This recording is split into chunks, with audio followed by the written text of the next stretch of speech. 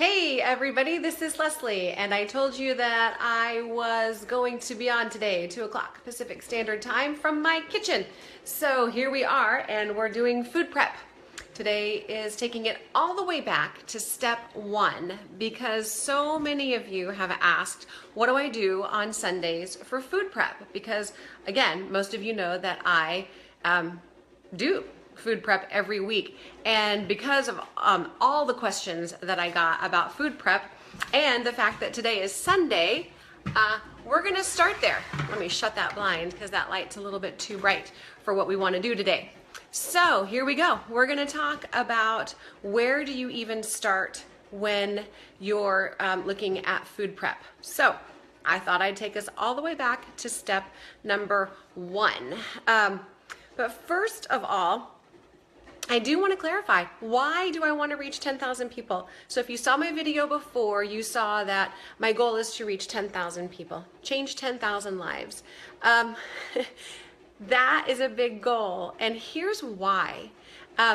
What I do professionally is I'm a health coach, I'm a nutrition coach, I'm a personal trainer, and I want to change people's lives. Not so that you can win a bikini competition, if that's your choice, then go for it.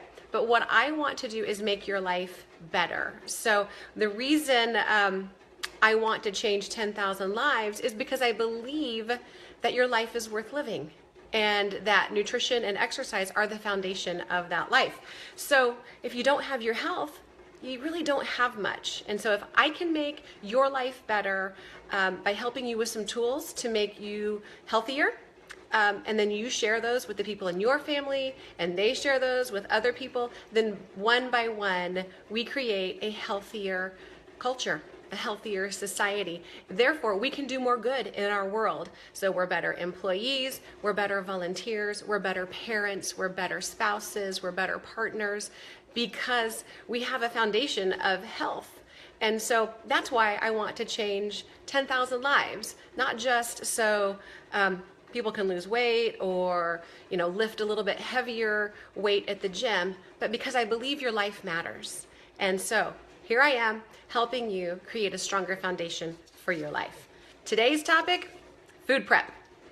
All right. Why food prep? Why food prep? Here's the number one reason. It makes your life so much easier.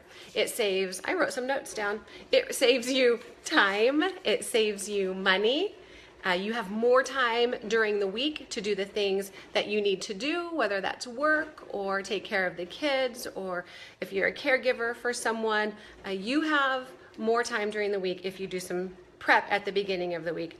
And it also ends that horrible question, hey mom, hey dad, what's for dinner?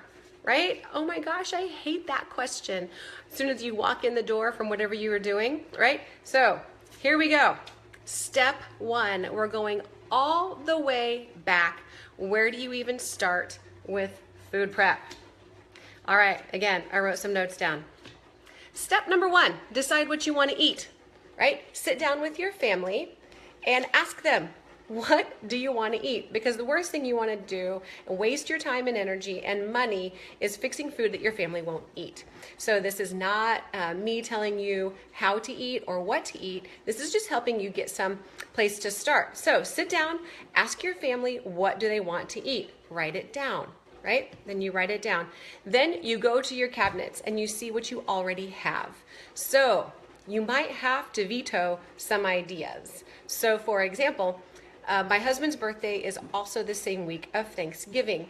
So I didn't want him to pick all the same food that we were going to have for Thanksgiving, and yet I also didn't want to have to create a completely different elaborate meal for him for his birthday. So when I asked him what he wanted for dinner, he did a breakfast choice for dinner, which made it super easy, and then we kept just using the leftovers from the rest of Thanksgiving. So step number one, decide what you want to eat. Write it down. Ask your family what they want. Make sure it's food that they'll actually eat. And then you can go to step number two. Step number two is to look at the week ahead. Schedules, practices, When are you eating at someone else's home? Do you have dinner at your church, or maybe there's a dinner at school that week?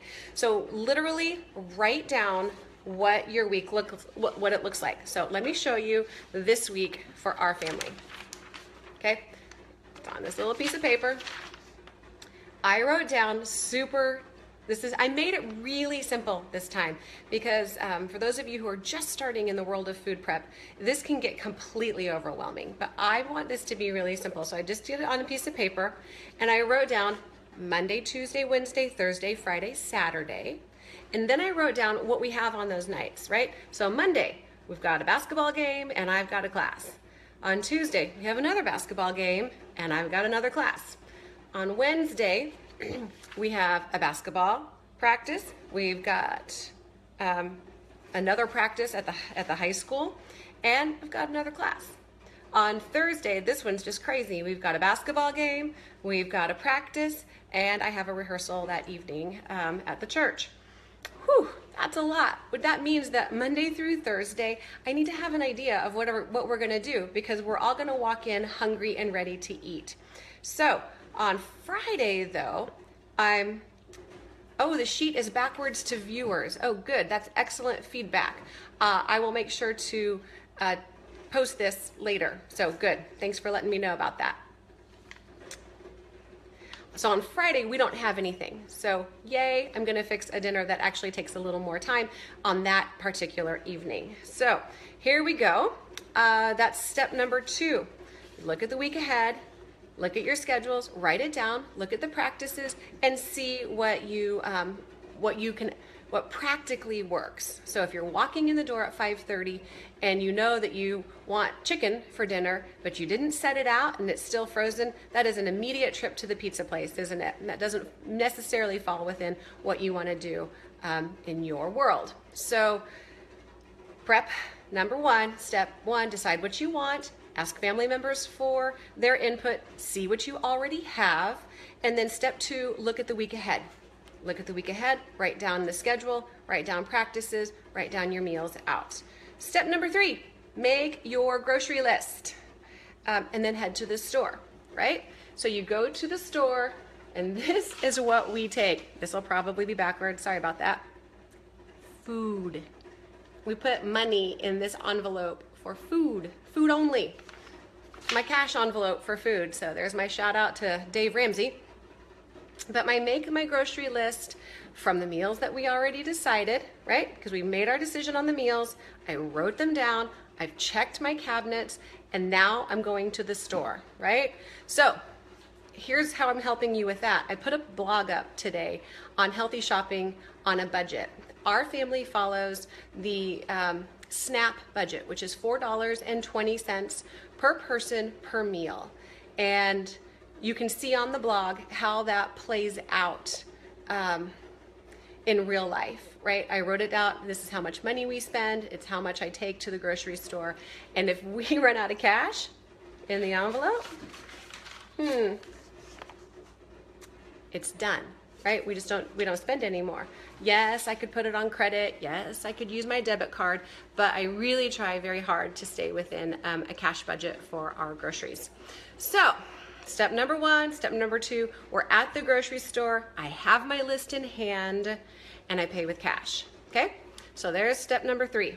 Step number 4, put the food away and clean your kitchen. I cannot overemphasize the importance of doing food prep in a clean kitchen, right? Because when you're in a clean kitchen, there's not chaos already. So it's worth the time to wipe down your counters, get your dishes clean, and get them out of the way. Because food prep, once you get into it, past week 1, past week 2, it can get a little messy and it can get a little chaotic. So you don't want to add any mess to what you've already got. So put your food away, clean your kitchen. And then step 5, I guess maybe those are out of order a little bit. Write out your meal plans and then make ahead whatever you can. So here's my sheet. I'm gonna turn the camera. All right, here's my sheet. Does that work? Can you see that? I wrote down the dinners that everybody suggested. We've got some chicken and rice casserole, chicken salad wraps, fish tacos, vegetable soup. We've got a crock pot meal. We've got some lentil soup and some lettuce wraps. I wrote down some ideas for lunches and I wrote down some ideas for breakfasts. But because we are keeping this simple today, and we're going back to step one, I would suggest that you start only with dinners, right? You can have a bowl of cereal for breakfast or whatever, but when you're just starting out with meal prep and planning, just go with dinners because that will take a lot of headache out of it. All right, so step number one, decide what you want to eat, write it down, and see what you have already in your cabinets. Step number two, look at the week ahead.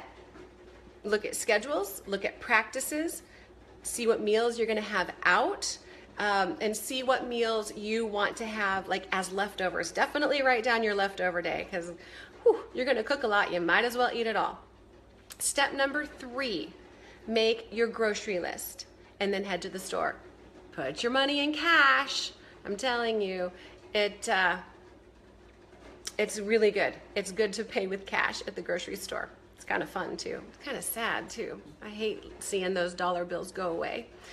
Number four, when you come home from the grocery store, you're gonna clean, you're gonna put your food away, and then you're going to make sure you have a clean kitchen before you start food prepping. So here's what, I don't grocery shop and food prep on the same day. That's honestly, for me, that's too much work. So I will grocery shop maybe on a Saturday or a Friday, and then I do food prep on Sunday. And again, because I'm a little further down the road than beginning with food prep, I'm in the kitchen for a good solid 3 hours from start to finish. But that's a lesson for another day, right? We're not going there yet. Step five, write out your meal plans, make ahead what you can. Behind me on the stove, I've got some eggs boiling because I'm going to use some eggs for a few different things, but I also like to have hard-boiled eggs for a quick breakfast. So got a pot boiling on the stove.